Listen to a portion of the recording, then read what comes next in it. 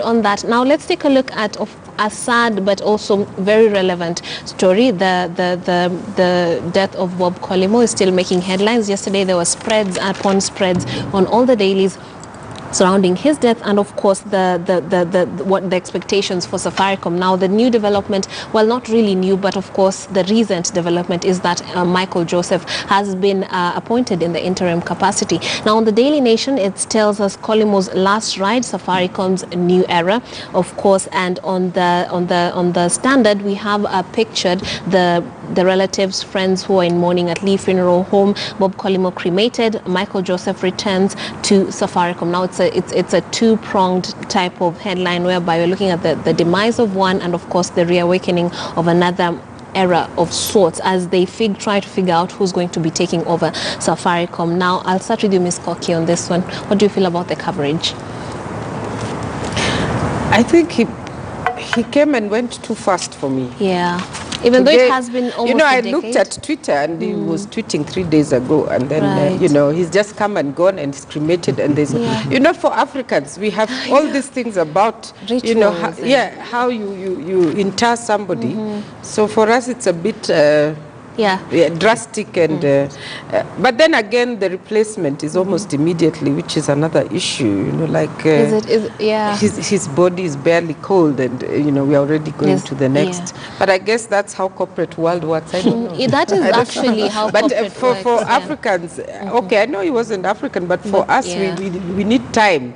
We need time to mourn. We need time to you could see right from 1st July in the morning, Kenyans who didn't even talk to him, who didn't know him. They were given tribute. We needed that time, but it's like a cold, closed case. And then now we move on to a former CEO again, who is wrapped up in other organizational issues. And then we are like, okay, so, let's move on. It's so fast, but then I guess that those were his wishes. Mr. Mulunda, what do you feel about this coverage? I think I concur with Koki. I mean, it was too fast. Pretty quick. I was discussing with my colleagues and wondering now, why didn't they let us mourn? Well, we can still mourn if we want to. I mean, it doesn't happen. Yes. Mourning ends with the burial. So with the cremation yesterday, African speaking, the mourning ends. So if it was in our community, we'll come 3 days and then shave people's hair.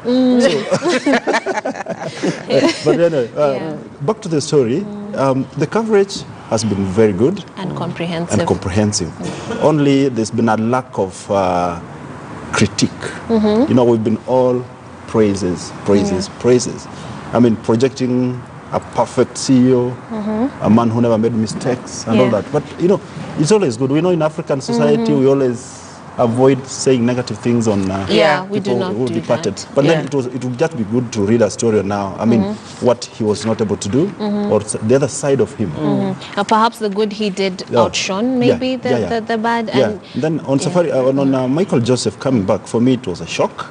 It was? It was a shock because we expected the board to make a more substantive decision of either picking someone from inside to act, or even taking some time. I mean, when he was sick for almost 9 months, when he was in the UK, the finance director, I think, acted. Took over. And I think it was, he did a good job. So.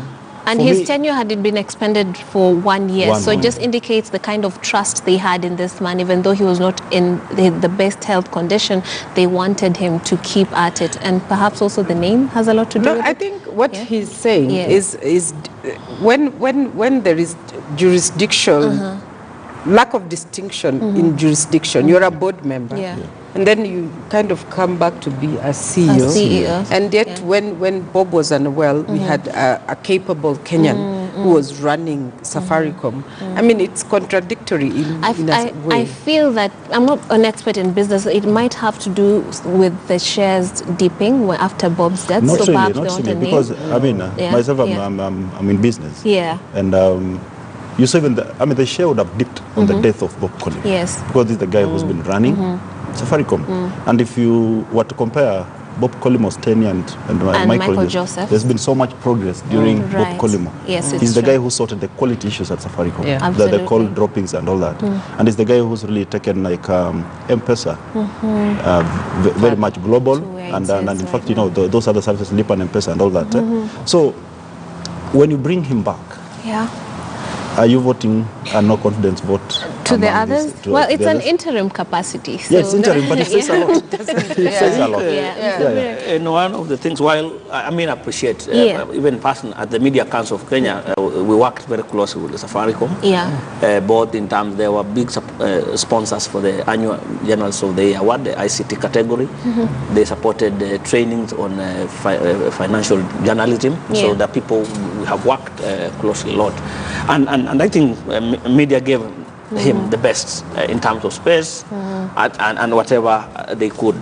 One of the things I was talking to a person who claimed to be his close friend who grew up with him in London and was so bitter about the things that Luke is raising, that we never saw anything other than the criticism. And he was saying how a few Kenyans misled Bob.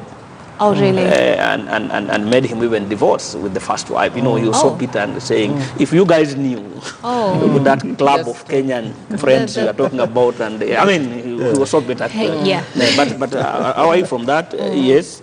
And again, we cannot, and look, you are a business person, I mean, journalists, we can't be naive to the fact that the serious also boardroom walls at Safaricom. So the choice of, Joseph might just be to neutralize a few things, because I can tell you, I mean, they tried, Bob was leaving, you remember, before they extended his term. It wasn't easy for the... That was in 2017, I think. So partially, that's a big company, a huge investment, and we can't say that transition will be easy as it is. You have seen Vodafone struggling in other countries. So there was also that there's the Kenya government sharing auditing, there's the international. So it might be behind the scenes people are looking for a truce how to replace, because they tried it while he was aware. He did it. And Joseph being seen to be a neutral person, see how many government appointments he has elsewhere, might not just be a neutral person. Maybe the international investors and the government have agreed for now. This is a neutral person as we sort out our boardroom issues. And there is trust. There is also the question of how synonymous, you know, like he's this celebrity CEO issue. To the extent that, you know, it's such a vacuum. When a CEO leaves, it becomes so difficult to find identity for the organization without associating it to a CEO. I think those are some of the things that, you know, we need to question from a PR perspective, because if somebody is overwhelmingly presented as the face of the organization, as if nobody else exists, then there are issues that we really need to think through. And the media, I would have, I mean, like after the cremation yesterday, would have loved to see the stories, media now going behind the scenes and telling us now who is likely to take over the profiles. I think the media is fearing that, touching that topic. Yes, and remember that Safaricom is a big advertiser. So trust me. But the other story is about cremation. You know, I think I've been to one of them over college mate of ours, and it has traumatized most of us. Really? Oh yes, it has been very traumatic.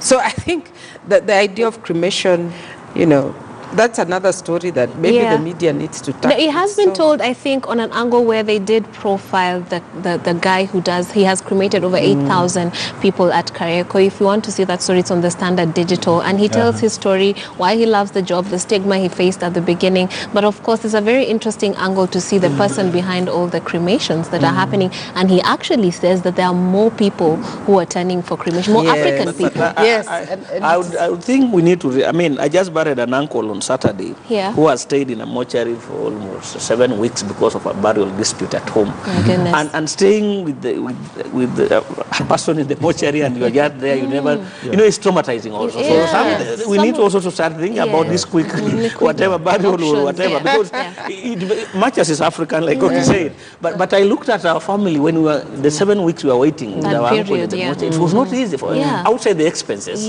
But look at the amount of money you are spending, and you are fighting fighting over 6 inches. Because I mean, how long do you need? And it has costed us money because it was a court case. So by the time we finish that thing, we have spent so much money that we have paid fees because we are fighting over 6 inches. And yesterday with my friend, she was like, "Oh, have you watched the funeral?" I said, "No, I was busy running around." The coffin was so simple. It was simple, like the simplicity of it, the immediacy of it. Okay, it's a bit, And it's the cremation thing, as you say, it's scary. Myself, I don't know if I can be able to stand it. Someone was telling me it must be painful. Painful I mean, to be cremated, No, okay, you're dead. It's not really this is not the person. I think the process in itself, the pressing of the button of an immediate family member and the 10 minutes. And that's it. That's it. And then it's the finality